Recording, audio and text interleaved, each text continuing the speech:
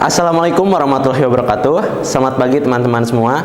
Pada kesempatan kali ini, kami dari kelompok 4 DMJK kelas A dan D ingin mempresentasikan hasil dari perancangan dan penelitian kami mengenai evaluasi jaringan Wi-Fi menggunakan parameter Quality of Service pada Dinas Kesehatan Kota Tasikmalaya. Nah, untuk anggota di kelompok 4 itu terdiri dari saya dan Nazril. Di sini kami sama-sama dari kelas A. Nah, tentunya penelitian kita itu dilatar belakangi dengan jaringan komputer yang sangat krusial untuk operasional instansi pemerintah daerah, salah satunya yaitu di Dinas Kesehatan Kota Tasikmalaya. Nah, Dinas Kesehatan Kota Tasikmalaya ini bergantung pada jaringan untuk proses administrasi data, sehingga jaringan ini sangat berpengaruh pada layanan mereka kepada masyarakat di daerahnya. Nah, yang ketiga, terdapat kendala di Dinas Kesehatan Kota Tasikmalaya ini, di mana kendala utamanya itu adalah penurunan kecepatan serta koneksi yang kerap terputus di area tertentu. Yang terakhir, instansi Dinas Kesehatan Kota Tasikmalaya ini hanya mengelola perangkat internalnya saja, seperti titik akses nirkabel secara mandiri. Untuk fokus rumusan masalah dari penelitian pada kali ini, kami kerucutkan menjadi 4 fokus rumusan masalah. Di antaranya yang pertama adalah kondisi nyata di lapangan. Jadi, bagaimana kondisi kinerja jaringan Wi-Fi saat ini secara nyata di masing-masing gedung di Dinas Kesehatan Kota Tasikmalaya. Lalu yang kedua, fokusnya itu terdapat kepada faktor kendala. Apa sih faktor yang menjadi pemicu yang menyebabkan penurunan performa jaringan internet pada Dinas Kesehatan Kota Tasikmalaya? Lalu yang ketiga adalah kualitas layanan. Jadi, bagaimana tingkat kualitas layanan jika diukur menggunakan parameter quality of service. Jadi parameter quality of service merupakan parameter yang kami pilih untuk melakukan penelitian pada kesempatan kali ini.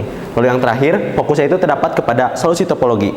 Bagaimana rancangan topologi jaringan baru yang paling sesuai dengan infrastruktur gedung di Dinas Kesehatan Kota Tasikmalaya. Mengingat Dinas Kesehatan Kota Tasikmalaya itu memiliki 5 gedung yang terpisah masing-masing. Nah, tentunya penelitian kita itu memiliki tujuannya, di mana tujuannya itu yang pertama untuk mengetahui kondisi kinerja jaringan Wi-Fi pada Dinas Kesehatan Kota Tasikmalaya berdasarkan kondisi existing di lapangan. Nah, tujuan yang kedua untuk mengukur kualitas layanan jaringan menggunakan parameter Quality of Service atau QoS yang meliputi throughput, delay, packet loss, dan juga jitter. Nah, yang ketiga untuk mengidentifikasi berbagai faktor penyebab menurunnya kualitas koneksi dan penyebaran sinyal. Yang terakhir untuk memberikan rekomendasi perbaikan jaringan yang dapat meningkatkan kualitas layanan jaringan sesuai dengan kondisi infrastruktur yang ada di Dinas Kesehatan Kota Tasikmalaya. Nah, di Dinas Kesehatan Kota Tasikmalaya itu terdapat 5 titik gedung yang kita teliti. Yang pertama itu ada gedung sekretariat, di mana itu adalah gedung utama di Dinas Kesehatan Kota Tasikmalaya. Yang kedua, gedung kesehatan masyarakat dan juga Yankes. Dan yang ketiga, ada gedung sumber daya kesehatan. Yang keempat, gedung pencegahan dan pengendalian penyakit. Dan yang terakhir ada di gedung Public Safety Center. Nah, kita memilih pendekatan metodologi NDLC pada penelitian kali ini, di mana NDLC ini adalah kita menggunakan tahap analisis hingga tahap pemeliharaan sistem, dan juga pada pengumpulan datanya kita memanfaatkan teknik wawancara, observasi lapangan, serta kuesioner yang kita sebarkan ke beberapa pegawai di Dinas Kesehatan Tasikmalaya, yaitu sebanyak 20 responden. Dan juga kita menggunakan pengukuran objektif, yaitu menggunakan teknis Quality of Service. Nah, pada NDLC tadi yang sudah saya sebutkan, kita menggunakan 6 tahapan NDLC. Yang pertama itu ada tahapan analisis, di mana di analisis ini kita mengidentifikasi kondisi jaringan melalui observasi, wawancara, dan kuesioner yang kita sebarkan. Yang kedua, tahap desain, di mana tahap desain ini kita merancang topologi dan kebutuhan perangkat jaringan yang ada di Dinas Kesehatan. Yang ketiga adalah simulasi, di mana simulasi ini kita melakukan pengujian desain jaringan secara virtual. Dan yang keempat, implementasi, di mana kita menerapkan desain yang sudah kita rancang, yaitu berupa topologi jaringan. Nah, yang kelima itu ada tahapan monitoring, di mana tahapan monitoring ini kita menggunakan pengukuran QoS, di mana meliputi delay, jitter, throughput, dan juga packet loss. Yang terakhir kita manajemen, di mana tahap manajemen ini adalah mengevaluasi dan mengoptimalisasi jaringan secara berkelanjutan yang sudah kita implementasikan sebelumnya.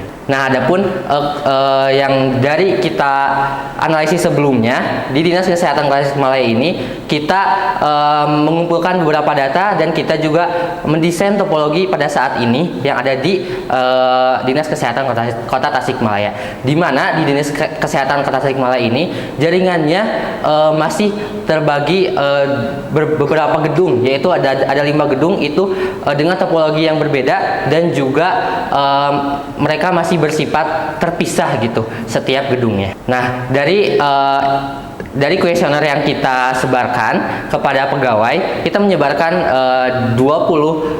kita mengumpulkan 20 responden dari kuesioner tersebut, di mana mayoritas responden menyatakan tidak setuju pada indikator. Yang pertama, pegawai menyatakan merasa performa jaringan itu belum mampu menunjang produktivitas yang ada di Dinas Kesehatan.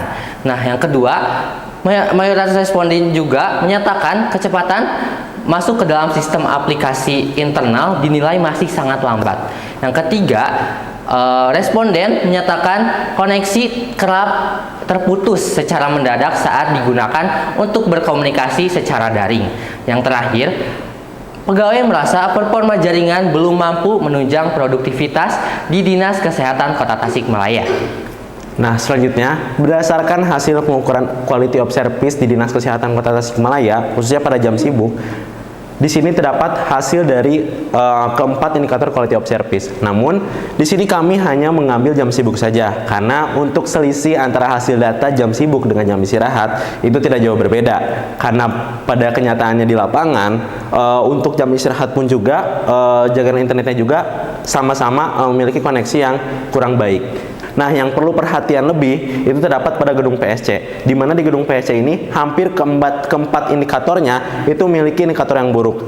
Hanya indikator pada paket loss saja yang memiliki penilaian sedang.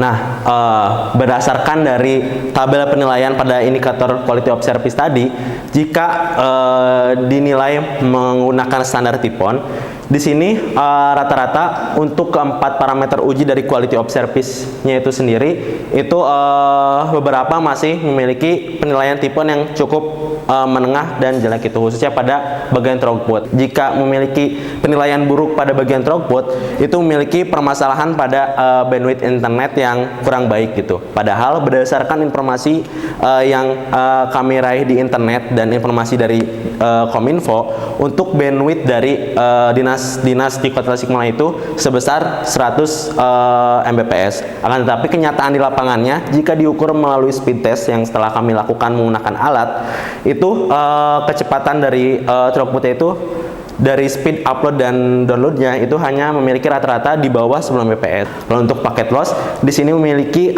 penilaian TIPON yang cukup bagus dan bahkan sangat bagus, karena di sini berarti transmisi data umumnya masih bisa diandalkan. Berarti untuk alat-alat yang digunakan di Dinas Kesehatan Kota Tasikmalaya ini masih cukup berfungsi dengan baik gitu. Nah, setelah melihat permasalahan yang ada tadi berdasarkan penilaian TIPON dan juga indikator dari quality of service, di sini kami mengusulkan rancangan topologi terpusat, yang dimana perbedaannya cukup jelas, yaitu melihat tadi jika topologi existing yang sudah dijelaskan oleh Najril tadi, bisa dilihat bahwasannya topologinya itu masih terpisah per gedung, karena masing-masing gedung di sini uniknya itu memiliki fiber optik sendiri, yang dimana harusnya jika memiliki fiber optik sendiri masing-masing gedung, sinyal internetnya bagus, tetapi ini tidak. Nah, oleh karena itu kami di sini memusatkan untuk satu pusat masuknya kabel fiber optik itu hanya di gedung sekretariat ataupun gedung utama. Jadi di situ nanti akan terdapat server pusat yang bisa menyebarkan internet ke masing-masing gedung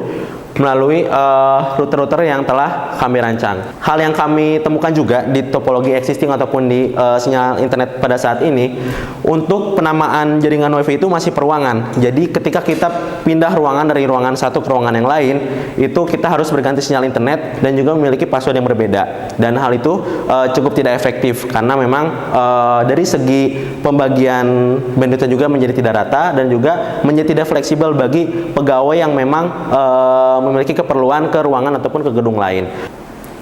Nah, berdasarkan hasil dari implementasi topologi saat ini dan juga evaluasi dari topologi usulan, bahwasannya setelah melakukan pengujian pada aplikasi Cisco Packet Tracer, bahwasannya untuk paket loss itu ditemukan 0% karena memang di sini untuk penyebaran internet itu cukup merata, jadi tidak terpisah pada masing-masing fiber optik itu, jadi sudah terpusat pada satu server. Lalu yang kedua yaitu efektivitas solusi sentralisasi. Nah, penerapan pengontrol jaringan terpusat atau WLC terbukti efektif mengatasi kendala manajemen perangkat.